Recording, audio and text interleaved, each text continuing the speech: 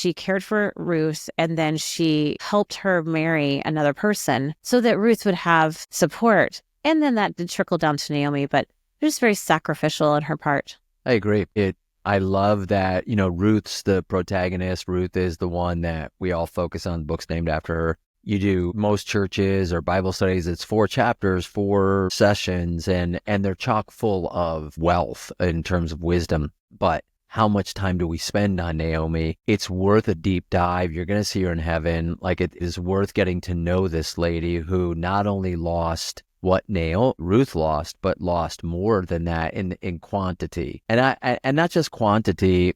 I lost my wife in 2010, and I'm still close to her parents. We're deeply close. I can't get my mind around what it's like to lose a child. And so here you have Naomi, who lost a child, but also a spouse. Like, I lost a spouse. My mother-in-law lost a daughter. Well, can you imagine losing both, right? So Naomi comes to the table with just a little bit more experiential wisdom to give to Ruth. And one of the things Jen and I pride the unwanted fraternity on is you've got to surround yourself with community, especially those who have been down the road a little further than you.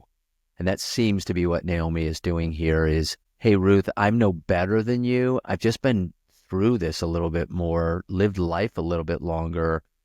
And then sacrificially, how can I help you? So yeah, beautiful story. Great first round pick, Jen. Thanks. I like that. Yep. I went with a first rounder in the Old Testament as well, a female as well, Hannah. Hannah out of 1 Samuel.